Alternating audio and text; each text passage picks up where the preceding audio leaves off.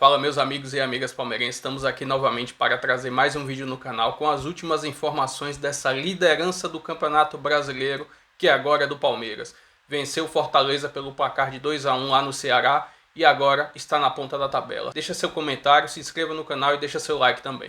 Boa noite e bem-vindo ao fechamento, meu caro. Fala, Rizek, boa noite, Dena, Aline, Felipe, boa noite para todo mundo. Meu destaque vai para o Palmeiras, líder do campeonato, que foi a Fortaleza, onde é sempre muito difícil de jogar e de ganhar.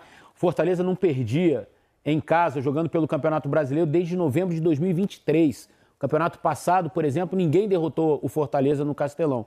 E o Palmeiras foi lá, jogou melhor, no fim tomou sufoco. A gente está vendo o Everton pegou um pênalti praticamente nos últimos minutos dos acréscimos. E o Palmeiras chega a 3 vitórias seguidas fora de casa. E isso faz muita diferença num campeonato de pontos corridos. Ganhou todos os jogos fora de casa. O Everton, de novo pegando um pênalti decisivo, hein? De novo. De novo. Dizem que ele não é grande pegador de pênalti, imagina se fosse. Na fase boa, né? Ele obviamente, é um goleiro de seleção brasileira, constantemente sendo convocado. O Eric também citou aí com o pênalti destaque, decisivo no Ouro Olímpico. E esse pênalti que ele pegou bem mesmo, né? Porque o tiro ele bate bem no canto, né? Eu não achei que ele bateu bem. Bateu forte no canto, você achou? O Everton foi lá e eu acho que fez o a Everton, defesa. óbvio, teve mérito, mas acho que o Luciano poderia ter caprichado mais. O Palmeiras começa a mostrar a força da temporada passada, um time competitivo, um time que luta pela bola. Esse é o Palmeiras que o torcedor gosta de ver. Mano, você imagina se surtam depois de perder o estadual, né? Pô, perdemos do rival, não estamos jogando. Imagina se dá uma loucura no Palmeiras depois do estadual. Olha o campeonato que o Palmeiras está fazendo. Chegou a 6ª vitória seguida na soma de Libertadores e Campeonato Brasileiro. Né? Tem jogado bem. Começou empatando com o Botafogo, depois só venceu, né? Mas aí tem o trabalho de um técnico que conhece o elenco, né? Ele fez modificações importantes no Palmeiras, ele tem jogado com uma linha de 3 atrás, mas com o Giai muitas vezes fazendo esse terceiro zagueiro. Às vezes ele põe 3 zagueiros de ofício, mas hoje foi o Giai. Ele bota o Felipe Anderson numa segunda linha de 4 e 3 na frente. Hoje foi o Estevão, o Flaco e o Facundo Torres. Um time muito móvel hoje, assim, não foi um grande jogo do Palmeiras, mas você vê coisas diferentes já na maneira de jogar do Palmeiras. E muito estimulado por essas modificações que o Abel vem fazendo. Já é o 3º ou 4º jogo que o Palmeiras joga bem. Claro, de um jogo para o outro, o jogo contra o Corinthians jogou muito bem. Hoje não foi naquele nível, mas a maior parte do jogo foi melhor do que o Fortaleza, por exemplo. E olha a sequência, ganhou do Sport fora de casa, não jogou bem, teve um pênalti inexistente, beleza. Aí amassa o Corinthians, ganha do Inter no Beira-Rio e hoje ganha do Fortaleza essa fora. Vitória do Inter aí. Sabe quantos times vão ganhar no Castelão e no Beira-Rio? Nem sequência. Essa vitória aí. Mas eu falo outra coisa do Abel também. Ele não deixou essa pressão externa, porque você sabe como é que é o torcedor do Palmeiras. Né? Perdeu o título paulista para o maior rival, né? Você tem uma pressão externa. Ele não deixou essa pressão externa entrar.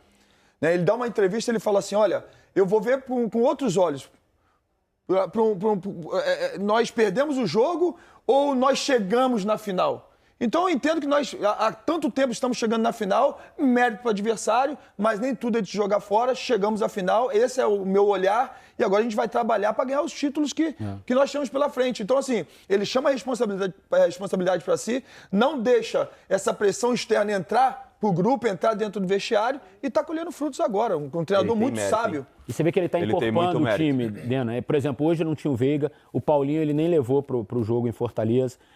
Você tem material humano ainda para acrescentar ao time do Palmeiras, sabe? A gente sabe que vai perder o Estevão no meio do ano e isso pode fazer falta. Você falou, Eric, do Palmeiras, um time leve, né? Se movimentando do meio de campo para frente. Se você pegar o gol do Flaco... Isso. Quem faz a assistência é o Estevão como um 10. E no primeiro tempo foi o contrário. Armador. O Flaco botou uma bola para o Estevão espetacular, que o João Ricardo fez uma baita defesa, mas a bola ia entrar se não fosse o Kusevich. Exato. Então, você está vendo coisas diferentes do Palmeiras que começou a temporada. Exato. Se o Palmeiras está em voo de cruzeiro, né? Subindo, me parece que a crise passou para o Botafogo. E no primeiro programa a gente falava que o campeão tinha voltado, eu no caso. Exato. E o Palmeiras não começou bem naquele dia, né? Por causa de uma bela exibição do Botafogo contra o Palmeiras em São Paulo, que engatou essa sequência vitoriosa e termina a 5ª rodada como o primeiro líder isolado desse Campeonato Brasileiro. O Eric Faria comentou o jogo. Como é que foi o Palmeiras e como é que foi o Fortaleza nessa partida, Eric? O primeiro tempo foi muito disputado, com assim, mais erros do que acertos, né? Mas eu achei que o Palmeiras ainda assim foi melhor. A gente vai ver aí nos melhores momentos essa chance do Estevão, que foi um absurdo que o trio de arbitragem fez. Embora não tenha sido gol, mas o assistente deu impedimento. Se a bola entrasse, certamente o VAR validaria o gol. Mas aí o Abel enlouqueceu porque era um escanteio a favor do Palmeiras, que não foi dado, e rapidamente o Fortaleza fez o ataque e quase tomou o gol num ataque que não foi esse. Então o Abel reclamou muito, falou, isso é um erro muito grave, um erro muito grave. E aí, com razão, né, Eric? Com razão. E aí depois a gente vai ver essa outra chance do Facundo que o Davi Luiz tirou de forma muito interessante. Ficou tudo contorcido. E uma informação importante, né, Eric, que o Davi Luiz cortou o cabelo, né? Uma informação importantíssima, né? Cortou o cabelo. Mas então, assim, foram duas chances muito claras do Palmeiras até fazer o gol. O gol nasce de uma falta boba do Daverson no Mikael, na ponta esquerda. Lá não tinha a menor necessidade de fazer a falta. E aí o Facundo Torres, pela segunda vez, fez um gol importante, né? Já havia feito no Beira-Rio. Depois o Fortaleza começou a se lançar muito e aí apareceu esse espaço aí. O Estevão deu no Flaco. O Flaco foi para cima do Davi Luiz e aí deu uma tacada de sinuca no cantinho. Não finalizou muito fácil. O Davi Luiz não facilitou muito essa finalização, não? Então, eu acho. Vocês que jogaram podiam falar melhor. Eu achei. O Davi tinha que tirar o chute dele. Ali o Davi tinha que tirar o chute dele. Quando ele balança a cintura, o Davi já... Aí, pronto. O Davi tinha que dar um bote em cima. Ele esperou ele decidir. Ele deixou o Lopes decidir, entendeu? Então, antes ele deveria ter dado o bote ali. Eu quero pontuar uma coisa de Palmeiras. Posso, Eric? Claro. Porque o Palmeiras, assim, eu vinha cobrando do Palmeiras. O Palmeiras tinha muita profundidade, bola longa. E eu cobrava desse time técnico do Palmeiras um pouco mais de triangulação. E o Palmeiras tem isso hoje. O Palmeiras também tem essa arma. Inclusive, o gol sai disso, né? Uma triangulação, acaba que o Estevão pega a bola, toca uma bola... uma movimentação linda do Flaco, toca a bola em profundidade pro Flaco, né? E o Flaco faz esse gol. Então, assim, aquilo que eu tava cobrando, hoje eu tenho visto no Palmeiras, que é mais uma arma para esse time que é tão forte, né? E no cruzamento leva o primeiro do Fortaleza e no cruzamento sai o pênalti. É porque o Fortaleza foi com tudo pro abafa. Sim. Botou o Lucero e o Daverson dentro da área e começou a cruzar a bola. Sim. Achou uma cabeçada boa do Daverson e esse lance aí, que o Naves, né? A bola bate no braço do Naves, pênalti no VAR, né? E aí o Lucero bateu pênalti e do VAR, né? Everton... Eu não acho que é pênalti essa jogada aí, não, cara. Foram 3 iguais nessa rodada, regra, né? Infelizmente é a regra, né? Mas assim, eu tiraria isso da regra. É osso. Agora, palmas ao Everton, né? Eu que fiz algumas críticas no Everton há alguns meses atrás, o Everton tem salvado o Palmeiras. Sempre que precisa, o Everton tá ali salvando o Palmeiras, né? Então, assim, um grande clube precisa de realmente um grande goleiro, um dos maiores da história do clube. E hoje defendeu o pênalti numa decisão, é uma decisão pro Palmeiras. Já tinha feito uma partida muito boa contra o Inter, defesas muito decisivas no Beira-Rio. E hoje, de novo, num jogo grande, defesa decisiva no Castelão, um pênalti. E sabe o que me chamou a atenção, amigos? No fim do jogo, a vibração dos jogadores do Palmeiras com a vitória. Correram para abraçar o Everton, como se fosse, assim, penúltima rodada de Campeonato Brasileiro. O Abel saiu correndo, abraçou o Everton. Então, assim, me parece que aquela mobilização que a gente sempre vê no Palmeiras, nas disputas dos campeonatos brasileiros, voltou. Me parece ser um time mobilizado depois do que aconteceu no Paulista, da derrota e tal. Os caras, eu acho que, viraram o foco de novo e além de boas atuações, estão conseguindo os resultados, né? E voltando ao Everton, cara, eu acho que o Everton, você falou, quando precisa, eu acho que ele é o goleiro dos grandes momentos, cara. Então, 37 do segundo tempo, Botafogo e Palmeiras era o pênalti. 3-1, liquidava o campeonato ali. Ele pega e o Palmeiras vira o jogo. Hoje ele garante 3 pontos. Contra o Inter ele garantiu o jogo. É o goleiro dos grandes momentos, o Everton. Ele pode até não ter uma regularidade absurda. Quem foi o craque contra o Botafogo na primeira rodada? O Everton também? Pois 0-0. Esse um ponto às vezes faz diferença lá na frente. Ele é muito bom com os pés também. Eu acho ele um goleiro com regularidade. Eu acho que ele deu umas osciladas. Ele oscilou a vibração depois do jogo. Olha lá. Isso aí não foi no pênalti, não. Isso foi depois do jogo. Isso é vibração de um time realmente que tem gana de vencer. Mas o jogo grande, o jogo importante, ele tá sempre lá. Sim, não. Ele é bom com os pés, Gisele. Ele é bom com os pés. Tem muita... Ele começa muita jogada de gol, o Palmeiras também. A reposição dele é muito boa. É ótima. De fato, é um goleiro muito completo. O Palmeiras mentalmente é um time muito competitivo. É muito. Felipe jogou lá muitos anos, foi vencedor com a camisa do Palmeiras. O Palmeiras desenvolveu nesses últimos anos uma questão mental que me chama muita atenção. Mesmo o Palmeiras, a Aline citou aqui a palavra competir, né? Mesmo o Palmeiras numa fase tecnicamente ruim, você viu os caras competindo, cara. Sim. Você vê o Palmeiras jogou mal, mas você não vê os caras, não correram. Os caras competem, cara. Os caras dificultam a vida do adversário. Quando o Abel vem a público, não que me incomode, né? Porque foi um mérito do Palmeiras conquistar o desafio do adversário ganhar do Palmeiras. É mérito do Abel, é mérito dos jogadores. Eles ganharam tudo nos últimos anos. Então o adversário vai jogar contra o Palmeiras como? Não, vou me expor? Não vou me expor. Eu vou jogar fechadinho, jogar por uma bola. O Abel muitas vezes fala na coletiva, né? Contra o Palmeiras, os caras dão a vida. É mérito do Palmeiras. Eles conquistaram isso, assim. Mas mentalmente, pra mim, o Palmeiras faz muita diferença. Os jogadores do Palmeiras mentalmente fazem muita diferença. Qual foi mentalmente o time mais forte que você jogou? Mentalmente. Puxa, que eu joguei... Cara, fora do país ou aqui no país? Não, mentalmente, um time assim... Eu peguei uma época do Real Madrid jogando fora lá na Europa, que era impressionante. A época dos Galácticos ali, além da questão vaidade que existia dentro daquele vestiário, todo mundo corria para todo mundo. O David Beckham, por exemplo, o cara que é uma estrela fora de campo, dentro de campo você viu o David Beckham jogando, ele dava vida por todo mundo.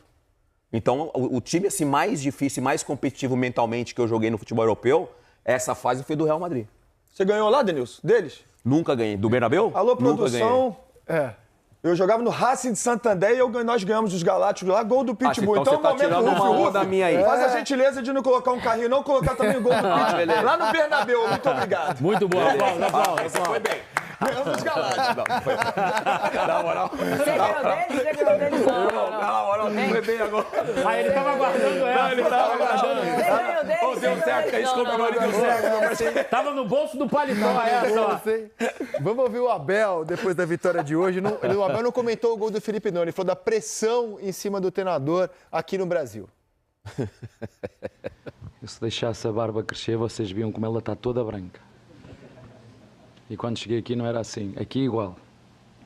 Estou a falar há 4 anos atrás. Não tinha cabelos nenhuns brancos. Nenhuns.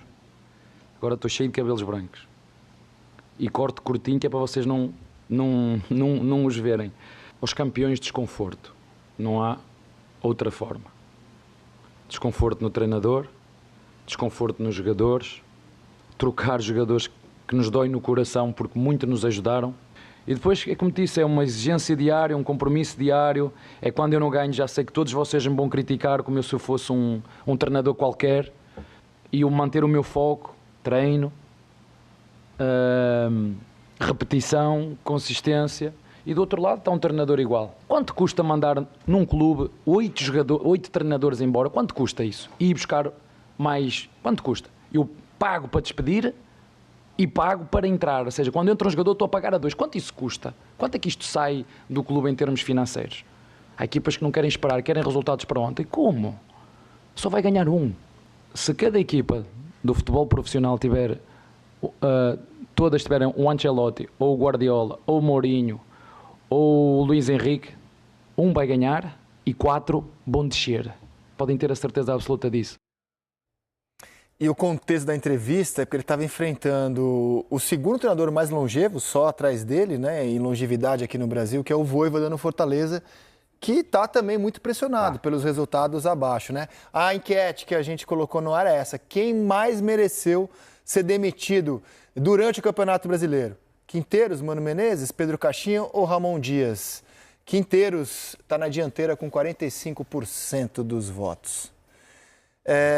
O Abel está com cabelo branco, barba branca, e a conta bancária pobre, também, né? mas a conta bancária no Brasil boa também, fez bem para ele. Cabelo branco ganhando o título igual ele ganha, imagina se estivesse perdendo. Bom, fazia estaria mais. Será que ele faz um churras pros caras?